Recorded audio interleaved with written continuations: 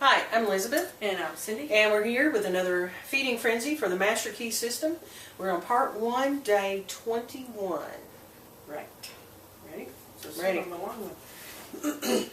The result is that we build strength, vitality, and all the constructive forces into our body, but it is through this same objective mind that all distress, sickness, lack, limitation, and every form of discord and inharmony is admitted to our lives. It is therefore through the objective mind, by wrong thinking, that we are related to all destructive forces. I think I did, but go around the block one more time. The result is that we build strength, vitality, and all constructive forces into our body. But it is through this same objective mind that all distress, sickness, lack, limitation, and every form of discord and inharmony is admitted to our lives. It is therefore through the objective mind, by wrong thinking, that we are related to all destructive forces. It starts out by saying the result is that we build strength. Let me back up and read 20 just to put us in a frame of reference. When this mind thinks correctly, when it understands the truth, when the thoughts sent through the cerebrospinal nervous system to the body are constructive, these sensations are pleasant and harmonious. So it's basically saying the same thing. Right. That all the positive and negative forces that we allow in, that we invite in, come in through the mind. Travels the cerebral spinal fluid and affects either us. cause good results with pleasant and harmonious sensations, or it cause bad results with discord and inharmony in our lives. So why do we still, if we believe this to be true, why do I still say, you make me mad? I don't know. Because we don't get it yet. That's our reaction. That's what we've been trained to say. That's what we've been saying all our lives. It's habit. Well, I think it's more than that. I think the ego part of me, the part of me that has the layers on it and the mask on it, wants to place the blame somewhere else. It doesn't originate. It can't originate here, my ego says. It has to originate out here.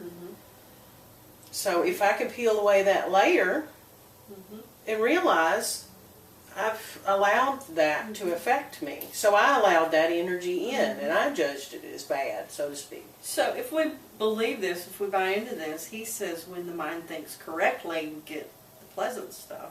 And when the mind thinks incorrectly, or wrong thinking is what he's calling it, then we have destructive forces. So if we buy into this, then there's a right way to think and a wrong way to think, and we can tell which way we're thinking by the way we're feeling, or by what's going on around us. You agree? Or disagree? Well, no, I agree. I agree with that.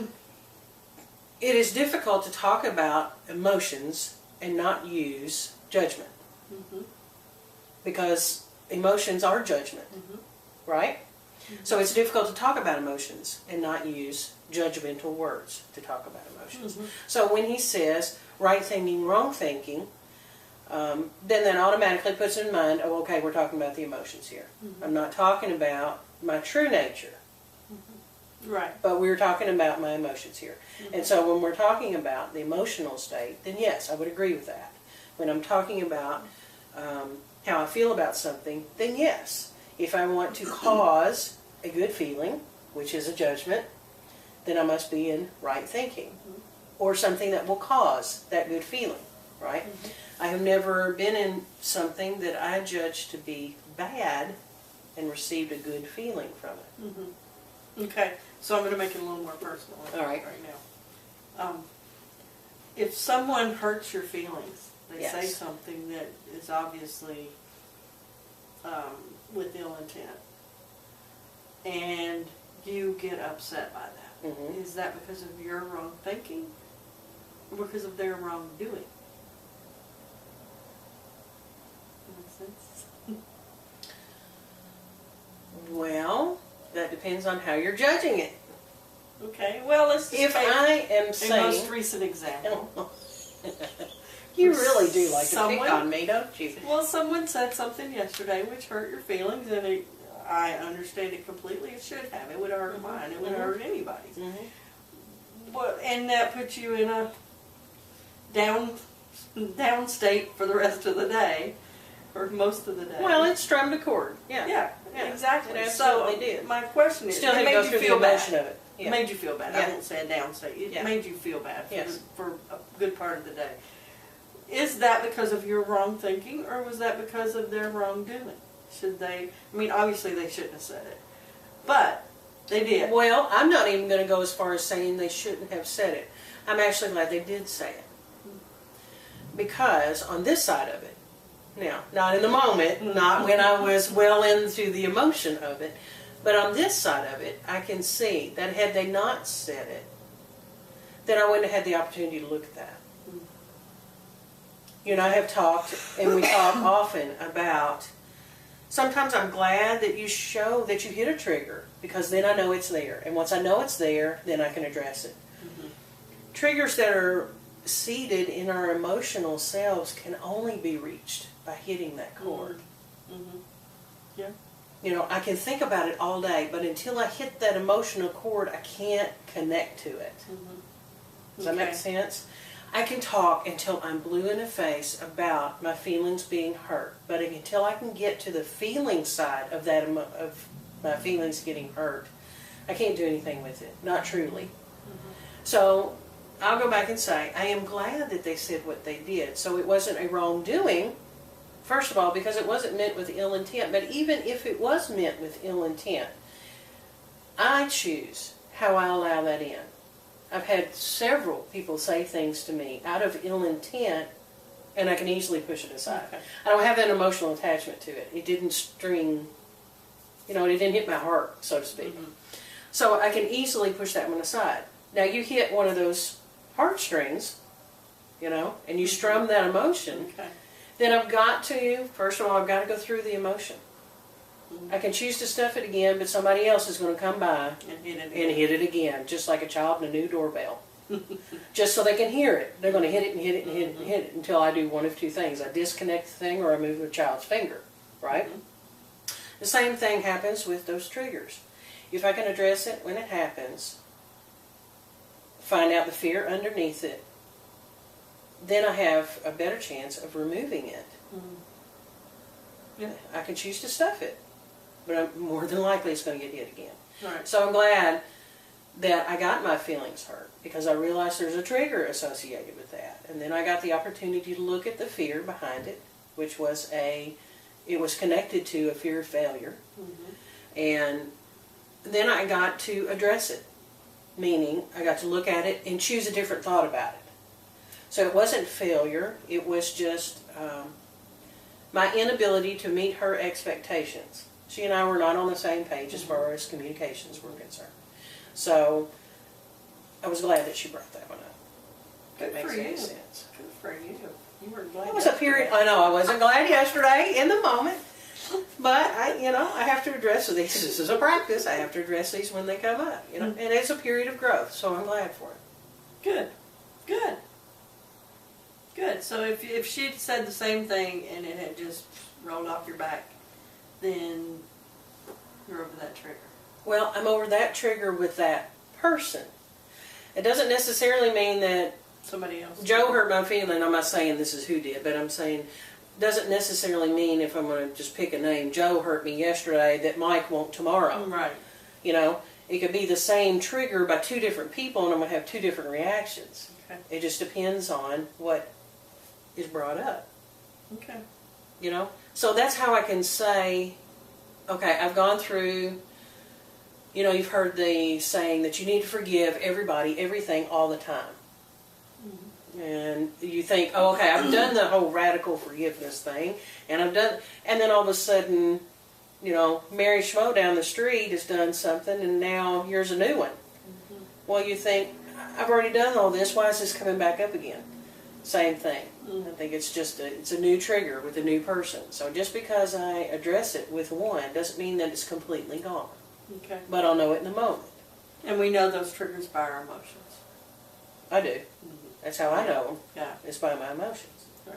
Now, if in the same breath, if I choose to sit on it and not address it, and bury it deep, something is still going to happen with it. Mm-hmm. I'm going to cause some kind of dis-ease Mm-hmm. or disease. Yep. Right. With Well, as this says, it is through this same objective mind Mm-hmm. that all distress, Mhm. sickness, lack, limitation, and every form of discord and inharmony is admitted to our lives. I believe that, do you? So if there's distress, sickness, lack, limitation, or discord or inharmony in our lives, then it is through the objective mind. So those things don't show up unless it comes through here first. Do you believe that? I do. I do. We have to admit it somehow. I can't just get a cold if I don't take it into my system. We are surrounded by viruses and germs and everything else. Well, why don't we get everything down the pipe? Well, Right. it just depends on what we allow in. You And know. I've heard there are cancer cells in all of our bodies. It's just when we allow those to take over. I shouldn't say allow them. It's when our immune system gets down, or we have something about us that is not as as resistant to those cells as they were once Right. were. Right. It is therefore through the objective mind, by wrong thinking, that we are related to all destructive forces. So if we didn't do the wrong thinking, then we wouldn't have the destruction in and around our lives. If I didn't have a problem with self-worth, then I would not be subject to depression. Do you see what I'm saying? But I've got to have that problem with self-worth before I'm subject to the problem or the dis-ease of depression. Right? Well, Right. you can look at just about anything in the same way. I know physically I have a problem with I've got a ganglion cyst in my ankle. I'm working on getting rid of that. How? I don't have a clue. I don't have a clue. I may need to have assistance with getting rid of it, which means seeing a doctor or seeing a surgeon or taking a pill or having a shot or whatever, or finding what caused it to be there, whatever I allowed in that caused it to be there. Now, when I searched out a doctor to see if they knew what caused them, his idea was we don't have any idea what causes them. So that just leads me to believe, okay, this is something that I don't know what the cause is of it yet. As soon as I find out the cause, just like when I know I've got the flu, or I know I have a cold, or I know I have an ear infection, I know where to go find that answer. And so once I find the root of it, then I'll know where to find the answer and address the problem. Good. So what this is saying to me, this last two, about the right thinking and the wrong thinking, is that it's truly ultimately our responsibility. Everything that happens to us, we can't blame it on someone or something out there. Right. It's all on me. Right. How does that make you feel? It depends on what day you ask me. Okay, I'm asking today. Today, it makes me feel good knowing that I have a part to play in this. I'm not just, this is not just a random thing and I'm going to walk out my door and not have a choice, in what happens to me for the day. I'm fond of occasionally saying that my kids, I didn't get sick until my kids started bringing stuff home. Okay, well, they got introduced to new things, but at the root of it, my immune system was down or whatever it was, I allowed that in. But knowing that I have a part to play, that I actually do create my world, it really makes me feel good because then I'm a part of the system. Right. I don't feel separate from it. Right. I feel the same way. However, sometimes it hurts my ego because I'm like, this can't be my fault. Well, of course it their does. fault. Of course it does. Good stuff. It is good stuff. Yeah. Shrink. Shrink.